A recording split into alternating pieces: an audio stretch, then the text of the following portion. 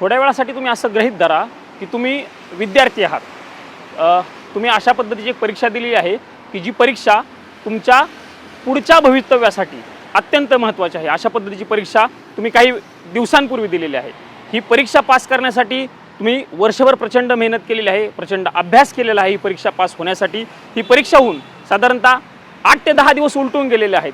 तुम्ही परीक्षा दिल्यामुळे अत्यंत सुट्टीच्या मोडमध्ये गेलेला आहात, कारण वर्षभर तुम्ही प्रचंड अभ्यास केलेला होता।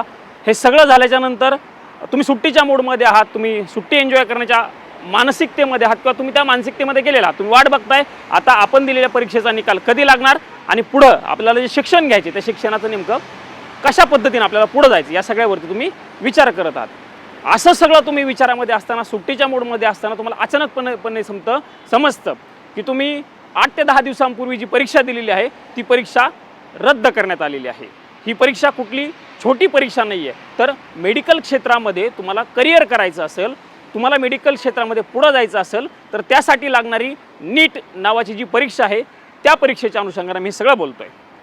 नीट परीक्षेच्या बाबत मी हे का बोलतोय हे तुमच्या लक्षात आलेलंच असेल, कारण आज दिवसभर नीट परीक्षा रद्द झाली, नीटचे पेपर फुटले, या सगळ्या आशयाच्या बातम्या तुम्ही बघितलेल्याच असत्याल। खरं तर 3 मे रोजी नीट परीक्षेचा पेपर झालेला होता आणि ती परीक्षा रद्दच करण्याचा निर्णय आज जाहीर केला गेला। नेमकं नीटची परीक्षा रद्द का गेली, नीटचा पेपर कशा पद्धतीनं फुटला, हे पेपर फुटण्यामागं नेमकं कुठले मास्टर माइंड होते, किती मार्कांचा पेपर या नीटच्या परीक्षेचा फुटला आणि कशा पद्धतीचे मोडस ऑपरेंडसी ह्या पेपर फोडण्यामध्ये वापरली गेलेली होती, आणि या सगळ्यामध्ये नेमकं महाराष्ट्राचं आणि त्यातही नाशिकचं कनेक्शन काय आहे तेच सगळं या व्हिडिओच्या माध्यमातून आपण समजून घेणार आहोत।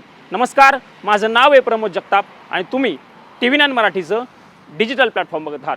मी जसं म्हणालो तसं नीटची परीक्षा जी आहे, मेडिकल क्षेत्रासाठी पुढे जाण्यासाठी नीटची परीक्षा अत्यंत महत्त्वाची असते। त्या परीक्षेचा पेपर 3 मे रोजी झालेला होता। 720 मार्कांची ही परीक्षा NTA कडे म्हणजे नॅशनल टेस्टिंग एजन्सीकडनं घेतली गेलेली होती आणि त्या परीक्षेचा निकाल पुढच्या काही दिवसांमध्ये लागणार होता। 12वी परीक्षा दिल्याच्या नंतर पुढे जाण्यासाठी ही परीक्षा अत्यंत गरजेची आहे आणि ती परीक्षा घेतली गेलेली होती। पण ही परीक्षा घेतल्याच्या नंतर पुढच्याच काही दिवसांमध्ये म्हणजे 2-3 दिवसांमध्ये कुजबूज सुरू झाली की या परीक्षेचा म्हणजे नीट परीक्षेचा पेपर जो आहे तो पेपर लीक झालेला आहे, अशा पद्धतीची कुजबूज लगेचच परीक्षा झाल्याच्या नंतर सुरू झाला। आणि मग म्हणूनच कुजबूज सुरू झाल्याच्या नंतर ज्यांनी ही परीक्षा घेतलेली होती म्हणजे नॅशनल टेस्टिंग एजन्सी NTA जी परीक्षा घेतलेली होती, NTA कडनं या सगळ्या परीक्षेचा तपास जो आहे तो सुरू करण्यासाठी वेगवेगळ्या माध्यमातून म्हणजे नेमका पेपर कुठून लीक झाला होता, काय अशा पद्धतीची माहिती त्यांच्याकडनं कलेक्ट करण्याचं काम सुरू होतं। पण हे सगळं सुरू असताना NTA ला अत्यंत महत्त्वाचा धागा दोरा 7 मे रोजी म्हणजे परीक्षा झाल्याच्या नंतर परीक्षा 3 मेला झाली आणि 7 मे रोजी NTA ला अत्यंत महत्त्वाची गोष्ट जी आहे ती हातामध्ये NTA लागली आणि NTA लक्षात असं आलं की हा पेपर जो आहे नीटचा पेपर जो फुटलेला होता किंवा फुटल्याची चर्चा सुरू झालेली होती तो खरंच पेपर फुटलेला आहे याच्यावरती शिक्कामोर्तब 7 तारखेला म्हणजे 7 मे रोजी NTA ला झालं। असं झालं त्यांच्या NTA कडनं कशा पद्धतीने पेपर फुटला या सगळ्याची माहिती घेतली जात असताना त्यांना असं समजलं की गेस पेपरच्या माध्यमातून म्हणजे परीक्षेच्या अगोदर काही प्रश्न असतात किंवा काही महत्त्वाचे प्रश्न ज्या कोचिंग क्लासेस असतात किंवा वेगवेगळ्या संस्थांकडून अशा पद्धतीचे गेस पेपर घेतले जातात आणि तशाच पद्धतीचा एक गेस पेपर घेतला गेलेला आणि त्या गेस पेपरमधील प्रश्न जे आहेत ते नीटच्या परीक्षेला तंतोतंत पद्धतीने आलेले होते असं 7 तारखेला NTA ला समजलं। NTA चे अधिकारी चक्रावून गेले, कारण जे प्रश्न त्यांना समजलेले होते ते काही 2 किंवा 3, 5, 10 असे प्रश्न त्या गेस पेपरमध्ये आलेले नव्हते। तुम्ही विचारही करू शकणार नाहीत एवढे प्रश्न आणि एवढ्या मार्कांचे प्रश्न त्या गेस पेपरच्या माध्यमातून लीक झालेले होते। 720 मार्कांचा नीटचा पेपर होता, पण 720 पैकी तब्बल 500 मार्कांचे प्रश्न, मी पुन्हा एकदा सांगतो 720 पैकी 500 मार्कांचे प्रश्न जे आहेत ते नीटच्या परीक्षेचे गेस पेपरच्या माध्यमातून लीक झालेले होते। अशा पद्धतीची धक्कादायक माहिती NTA अधिकाऱ्यांना समजते आणि अधिकारी चक्रावून जातात। त्याचं झालं असं होतं की जो गेस पेपर समोर त्यांनी केलेला होता त्या गेस पेपरमध्ये म्हणजे साधारणतः नीटची परीक्षा जी आहे ती 180 प्रश्न त्या परीक्षेमध्ये असतात आणि 720 मार्काची परीक्षा असते म्हणजे एक प्रश्न 4 मार्काला असतो, अशा पद्धतीची ही परीक्षा। पण त्यांनी जेव्हा या सगळ्याची माहिती घेतली तेव्हा त्यांना धक्कादायक माहिती अशी समोर आली की नीटच्या परीक्षेमध्ये बायोलॉजीचा जो विषय होता त्या बायोलॉजीच्या विषयामध्ये 90 पैकी 90 प्रश्न हे लीक झालेले होते। म्हणजे गेस पेपरच्या माध्यमातून जे प्रश्न समोर आले होते किंवा गेस पेपर मी जसं म्हणालो की तो बाहेर आलेला होता तयारीसाठी विद्यार्थ्यांना दिला गेला होता असं सांगितलं जात होतं, पण त्यामध्ये 90 पैकी 90 बायोलॉजीचे प्रश्न हे जसेच्या तसे गेस पेपरमध्ये होते आणि तेच प्रश्न नीटच्या परीक्षेला आले होते. फक्त बायोलॉजीचे नाही तर केमिस्ट्रीचे प्रश्न जे आहेत, केमिस्ट्रीचे 46 पैकी 35 प्रश्न हे जसेच्या तसे नीटच्या पेपरला होते. म्हणजे बायोलॉजीचे 90 प्रश्न फुटले होते आणि केमिस्ट्रीचे 35 प्रश्न फुटले होते. म्हणजे मी आत्ता जसं म्हणालो तसं साधारणतः 500 मार्कांचे प्रश्न ह्या दोन्ही विषयांचे जे आहेत ते फुटल्याची माहिती NTA च्या अधिकाऱ्यांच्या लक्षात आली आणि त्यानंतर सगळ्या प्रकरणाचा तपास जो आहे तो या प्रकारे त्यांनी सुरू केला. वेगवेगळ्या पद्धतीने चर्चा सुरू केली आणि त्यानंतर आज त्यांनी घोषणा केली की नीटचा पेपर जो घेतला गेलेला होता 3 मे रोजी ती परीक्षा पूर्णपणे रद्द केली जात आहे. अशा पद्धतीची माहिती आज केंद्राने सांगितली, कारण NTA ने तसा अहवाल केंद्राला दिला आणि केंद्राने त्यानंतर ही घोषणा जी आहे ती केली गेलेली आहे. अत्यंत महत्त्वाच्या गोष्टी किंवा चर्चा सुरू झाली की हा पेपर नेमकं फुटला कसा. हा पेपर जयपूरमधून फुटल्याचं सगळ्यात पत्वर, म्हणजे राजस्थानमधील जयपूरमधनं फुटल्याचं सगळ्यात पहिल्यांदा समोर आलं. पण त्याच्या मागं ज्यावेळेस तपास यंत्रणा गेल्या किंवा राजस्थानमधनं जेव्हा पेपर फुटल्याच्या 7 तारखेला मी म्हणालो तसं सुरू झाल्याच्यानंतर तिथल्या पोलिसांनी आणि तिथल्या अधिकाऱ्यांनी पथकाने खरं तर या सगळ्या प्रकरणाचा तपास सुरू केलेला होता. पण त्यांना जे धागेदोरे सापडले ते धागेदोरे फक्त राजस्थान पुरते मर्यादित नव्हते, तर या पेपरचे धागेदोरे हे पूर्ण देशभरामध्ये असल्याचं त्यांच्या लक्षात आलं. देशातील अनेक राज्यांमध्ये नीटचा पेपर लीक झालेला होता आणि त्याचे प्रश्न अनेक राज्यांमध्ये गेले होते. त्यामध्ये केरळ असेल, त्याच्यानंतर जम्मू काश्मीर असेल, बिहार असेल, महाराष्ट्र असेल, हरियाणा असेल, राजस्थान तर होतंच, यासह अनेक वेगवेगळ्या राज्यामध्ये हे नीटचा पेपर लीक झाला होता आणि त्याचे प्रश्न परीक्षेच्या आधीच त्यांच्यापर्यंत पोहोचले होते. अशा पद्धतीची धक्कादायक माहिती त्या तपासातनं पुढे आलेली आहे. यात अत्यंत महत्त्वाचा मुद्दा हा पेपर जो लीक झालेला आहे तो पेपर महाराष्ट्रातील नाशिक इथून या पेपरच्या लीकची सुरुवात जी आहे ती झाल्याचं तपासामध्ये उघड आलेलं आहे. अशा पद्धतीची एक माहिती समोर आलेली आहे की हा पेपर नाशिकमधील एक प्रिंटिंग प्रेस होती आणि त्या प्रिंटिंग प्रेसमध्येच या पेपरचा हा जो पेपर होता त्या पेपरची डिजिटल कॉपी याच प्रिंटिंग प्रेसमध्ये नाशिकच्या तयार केली गेलेली होती आणि त्याच प्रिंटिंग प्रेसमधनं हा पेपर जो आहे तो सर्क्युलेट केला गेला होता. म्हणजे डिजिटल कॉपी त्याच नाशिकच्या एका प्रिंटिंग प्रेसमध्ये केली गेली होती, डिजिटल पद्धतीने कॉपी, कारण हा सगळा पेपर डिजिटल पद्धतीने लीक झालेला आहे. आणि मग तो पेपर नाशिकमधनं गेला गुडगावला, म्हणजे हरियाणातील गुडगावला गेला, तिथनं तो जयपूरला गेला, जयपूरवरनं मग पुढं अशा पद्धतीने जात हा पेपर देशभरामध्ये लीक झालेला आहे. अशा पद्धतीची धक्कादायक माहिती जी आहे ती तपासामधनं समोर आलेली आहे ना. आज ज्यावेळी या प्रकरणाचा खुलासा झाला किंवा ज्यावेळी परीक्षा रद्द करण्याचा निर्णय घेतला गेला त्यानंतर ह्या प्रकरणात पोलिसांनी नाशिकमधनं एका मुलाला ताब्यात घेतलेलं आहे. जी आत्तापर्यंत माहिती मिळते शुभम खेरनार नावाचा तो मुलगा आहे, तो MBBS च्या अभ्यासाच्या अनुषंगाने किंवा कोचिंगच्या आणि मार्गदर्शनाच्या अनुषंगाने तयारी करत होता. अशा पद्धतीची माहिती समोर आलेली आहे. त्याला नाशिक पोलिसांनी ताब्यात घेतलेला आहे. नाशिक पोलिसांच्या क्राईम ब्रांचने त्याला राजस्थान पोलिसांच्या हवाली केलं जाणार आहे. पण त्याच्या तपासामधनं अत्यंत धक्कादायक पद्धतीची माहिती समोर येऊ शकते, कारण याची सुरुवात मी म्हणालो तसे नाशिकमधनं झालेली होती. त्यामुळे आता याच्या तपासातनं काय काय समोर येतं हे बघणं अत्यंत महत्त्वाचं असणार आहे. या सगळ्याचा महत्त्वाचा केंद्रबिंदू पेपर फुटीचा, नीटच्या पेपर फुटीचा सगळ्यात महत्त्वाचा केंद्रबिंदू महाराष्ट्र आणि त्यातही नाशिक असल्याचं आता तपासामध्ये समोर आलेलं आहे. जी माहिती मिळते CBI सूत्रांच्या हवाल्यानं किंवा पोलीस सूत्रांच्या हवाल्यानं त्यानुसार या नाशिकमधनं ज्या मुलाला ताब्यात घेतलं नाशिक क्राईम ब्रांचनं त्याच्याकडनं चौकशी केली असता त्याच्याकडनं अशी धक्कादायक माहिती मिळालेली आहे की पुण्यापर्यंत या प्रकरणाचे धागेदोरे जात आहेत. त्यानं तपासामध्ये पुण्याचाही उल्लेख केलेला आहे. त्यामुळे या प्रकरणाची व्याप्ती आगामी काळामध्ये कशा पद्धतीने वाढते हे बघणं महत्त्वाचं असणार आहे. पण सध्या नाशिकनंतर पुणे जे शिक्षणाचं माहेरघर म्हणून त्या ज्या शहराकडे आपण बघितलं जातो त्या शहरापर्यंत पेपर फुटीचे धागेदोरे आगामी काळामध्ये जातील अशा पद्धतीची शंका व्यक्त केली जाते. कारण या ताब्यात घेतलेल्या मुलाच्या माध्यमातून पुण्याचं नाव जे आहे ते सध्या उघड झाल्याचं बघायला मिळतं. आगामी काळामध्ये बघावं लागणार आहे कशा पद्धतीनं नेमकं कुठल्या पद्धतीची माहिती या सगळ्यामध्ये समोर येते. अत्यंत महत्त्वाचा मुद्दा हा पेपर जो त्यांनी लीक केला गेला होता त्याची मोडस ऑपरेंडिसी जी आहे ना ती अत्यंत वेगळ्या पद्धतीनं राबवली गेली होती. हा पेपर कुठेही झेरॉक्स केला किंवा कागदावरती आला आणि मग तो सर्क्युलेट केला गेला असं झालं नव्हतं. हा सगळा पेपर जो होता आहे तो डिजिटल पद्धतीनं स्कॅन केला गेला होता आणि डिजिटल पद्धतीनं स्कॅन केल्याच्या नंतर डिजिटल माध्यमातूनच हा पेपर जो आहे तो सर्क्युलेट केला गेला होता अशा पद्धतीची माहिती समोर आलेली आहे. हा पेपर स्कॅन करण्यासाठी हायटेक पद्धतीचा वापर केला गेला होता. मोबाईलच्या माध्यमातून नाही तर HD पोर्टेबल स्कॅनरच्या माध्यमातून प्रश्नपत्रिका जी होती, म्हणजे मी मगाशी सांगितलं बायोलॉजी आणि केमिस्ट्रीचे जे प्रश्न सांगितले अशा पद्धतीचे जे प्रश्नपत्रिका होती ती या HD माध्यमांच्या स्कॅनरच्या माध्यमातून स्कॅन केले गेले होते आणि त्यानंतर ते व्हायरल केले गेले होते. प्रायव्हेट माफिया नावाचा एक ग्रुप होता, त्या ग्रुपमध्ये साधारणतः 400 सदस्य होते, म्हणजे 400 मेंबर त्या ग्रुपमध्ये होते आणि तिथनंच हा पेपर पहिल्यांदा सर्क्युलेट केला गेला होता.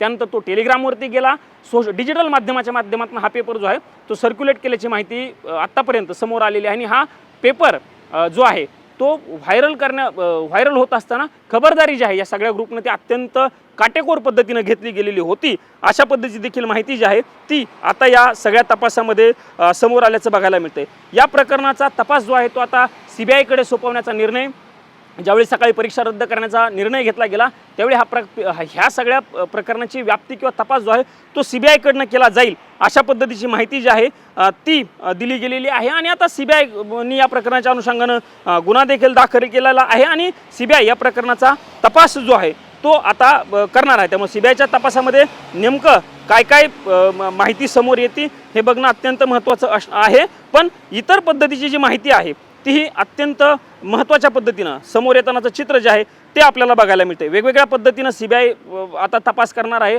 CBI वेगवेगळ्या अँगलनं, CBIकडनं फक्त एक किंवा दोन मुद्द्यांच्या अँगलने नाही तर वेगवेगळ्या अँगलनं हा कनेक्शन कुठपर्यंत जाते, हा पेपर कुणाकुणापर्यंत पोहोचलेला होता आणि या सगळ्याची माहिती जी आहे ती आता CBIकडनं जी आहे ती या सगळ्यामध्ये घेतली जाणार आहे। जी माहिती समोर येते त्या माहितीच्या अनुषंगानं जे दोन व्यक्तींना ताब्यात घेतलेला आहे किंवा राजस्थानमध्ये म्हणजे सुरुवातीला पेपर फुटला, मी जसं म्हटलं 7 तारखेला जेव्हा पेपर फुटला ही गोष्ट जेव्हा समोर आली त्यानंतर राजस्थानमधनं दोन व्यक्तींना ताब्यात घेण्यात आलेलं आहे। आणि यामध्ये मनीष यादव नावाचा एक व्यक्ती आहे, तोच या सगळ्या पेपर फुटीचा मास्टर माइंड म्हणजे मुख्य सूत्रधार असल्याचं आतापर्यंत तरी समोर आलेलं आहे। त्यामुळे मनीष यादव ज्याला अटक केलेली आहे त्याच्या माध्यमातून आता अजून काय काय माहिती समोर येते हे बघणं अत्यंत महत्त्वाचं असणार आहे। दुसरा एक व्यक्ती अत्यंत महत्त्वाचा आहे, त्याचं नाव आहे राकेश मांडवरिया। हा राकेश मांडवरिया हा होता, त्याच्या माध्यमातून सर्क्युलेट जे आहेत म्हणजे प्रश्नपत्रिका किंवा प्रश्न पेपर लीक झाल्याच्या नंतर सर्क्युलेट जेव्हा ज्या पद्धतीने गेला होता त्यामध्ये या राकेशचा हात जो आहे तो अत्यंत महत्त्वाचा आहे असं आत्तापर्यंतच्या तपासामध्ये समोर आलेलं आहे। पोलिसांनी आत्तापर्यंत ज्या वेगवेगळ्या पथकांनी साधारणतः 15पेक्षा अधिक लोकांना या प्रकरणीमध्ये ताब्यात घेतलेलं आहे, चौकशीसाठी काहींना अटक देखील केलेली आहे आणि त्यांच्या अटकेमधनं नेमका कशा पद्धतीनं काय काय गोष्टी समोर येतात हे बघणं महत्त्वाचं असणार आहे। पण आता CBI या सगळ्या प्रकरणाचा तपास कशा पद्धतीनं करते हे देखील बघणं महत्त्वाचं असणार आहे। दुसरा आणि ह्यातला अत्यंत महत्त्वाचा एक मुद्दा हा आहे की आज परीक्षा रद्द झाल्याच्या नंतर नॅशनल टेस्टिंग एजन्सी म्हणजे NTA हे स्पष्ट केलं गेलेलं आहे किंवा NTA पत्रकार परिषद घेऊन या सगळ्याबाबत सविस्तर माहिती दिलेली आहे। त्यांनी सांगितलेलं आहे की आता पुढचा पेपर कशा पद्धतीनं होणार आहे, हा पेपर फुटल्याचं आम्हाला कसं समजलं किंवा आम्ही कशा पद्धतीनं म्हणजे NTA हे सांगितलं जातं आहे की विद्यार्थ्यांवरती कुठलाही परिणाम होऊ नये यावरती आमचा भर आहे, हे NTA खरं तर दाव्यानिशी सांगितलं जातं। म्हणजे NTAचं या सगळ्याबाबत कौतुकच करावं लागेल असं आपल्याला एक प्रकारे म्हणता येईल। म्हणजे पेपर फुटल्याच्या नंतरही आम्ही कशा पद्धतीने खबरदारी घेतली गेली हे NTA सांगितलं जातं, पण पेपर फुटला हे NTA आता NTA हे लक्षात घेतलं पाहिजे की खबरदारी घेतली, सगळं केलं तुम्ही, पण सगळं करूनही पेपर मात्र फुटला आणि त्याचा मनस्ताप विद्यार्थ्यांना झालेला आहे। थोड्या नाही तर देशभरातील 22 लाख विद्यार्थ्यांना, आकडा महत्त्वाचा आहे, 22 लाख देशभरातील विद्यार्थ्यांनी नीटचा पेपर दिलेला होता आणि या सगळ्या विद्यार्थ्यांना या पेपर पुन्हा म्हणजे पेपर रद्द करण्याचा मनस्ताप, पेपर फुटीचाही आणि पेपर पुन्हा देण्याचाही मनस्ताप जो आहे तो सहन करावा लागणार आहे। NTA सांगितलं गेलेलं आहे पुढच्या 8-10 दिवसामध्ये आम्ही परीक्षा पुन्हा घेऊ, विद्यार्थ्यांना त्यासाठी फी भरावं लागणार नाही, त्यांना सगळ्या गोष्टीचे सुविधा आम्ही देऊ। हे सगळं जरी सांगितलं जात असलं तरी NTA दाव्यानिशी सांगू शकत नाही आहे की आता आम्ही पुन्हा पेपर जरी घेत असतो तर पेपर पुन्हा फुटेल की नाही याची मात्र ते गॅरंटी देत नाही आहेत।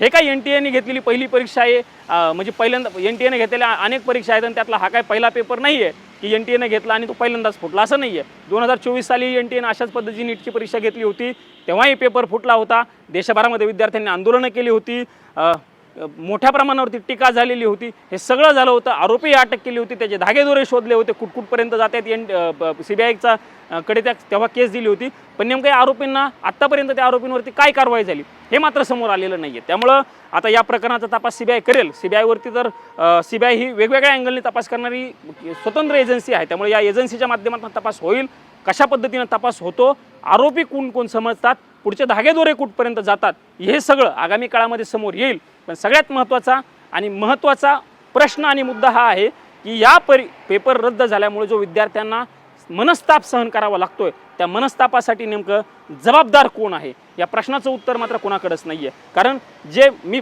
पहिल्यांदा जसं म्हटलं की तुम्ही वेकेशन मोडमध्ये गेलेले आहात, विद्यार्थी सुट्टीच्या मोडमध्ये गेलेले आहेत, त्या विद्यार्थ्यांना आता परत ही परीक्षा द्यावा लागणार आहे. त्यामुळे त्यांनी 2 वर्ष म्हणजे नीटचा अभ्यास करण्यासाठी 11वी 12वीचे प्रश्न येतात, त्यामुळे विद्यार्थी 2 वर्षाची तयारी नीटसाठी खरं तर करतात. म्हणजे अनेक विद्यार्थी असे आहेत की त्यांनी 2 वर्ष हा अभ्यास करण्यासाठी एकही सुट्टी घेतलेली नसेल. अशा पद्धतीचे काही विद्यार्थी असतील, ते विद्यार्थी आता कुठंतरी त्यांनी मोकळा श्वास घेतला असेल. परीक्षा झाल्या, 12वीच्या परीक्षेचा निकाल लागला, नीटच्या परीक्षेचा एकदा निकाल लागला की आपलं पुढचं करिअर, या करिअरकडे आपण लक्ष देऊ, अशा पद्धतीचा विचार अनेक विद्यार्थ्यांनी केला असेल. अनेक विद्यार्थ्यांनी तर पुस्तकही बांधून ठेवली असतील, कारण आता परीक्षा झाल्या, आता पुन्हा आपल्याला अभ्यास करावा लागणार नाही या परीक्षेचा, असं म्हणत अनेकांनी पुस्तकही बांधून ठेवले असतील. पण NTA या गोंधळामुळं आणि हा पेपर लीक झाला यामुळं आता या विद्यार्थ्यांना पुन्हा एकदा पेपर द्यावा लागणार आहे. त्यामुळं बांधून ठेवलेली पुस्तकं असं म्हणू शकतो एक प्रकारे, जर बांधून ठेवली असतील तर विद्यार्थ्यांना पुन्हा एकदा ती पुस्तकं शोधून काढावी लागतील आणि त्यानुसार अभ्यास करावा लागेल. आता पुन्हा जेव्हा NTA ही परीक्षा घेतली जाईल तेव्हा त्यांना हा परीक्षेचा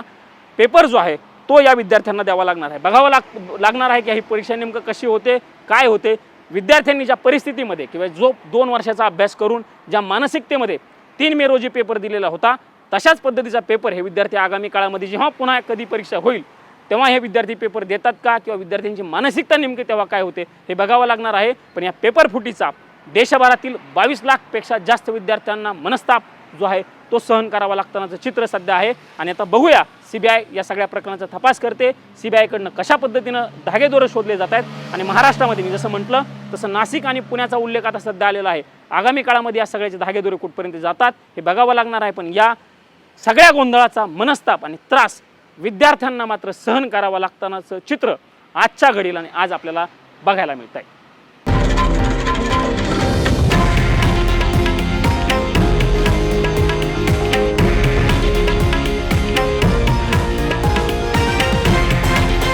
हे आहे देशातील नंबर 1 न्यूज नेटवर्क आणि आपण पाहत आहात TV9 मराठी, एकमेव.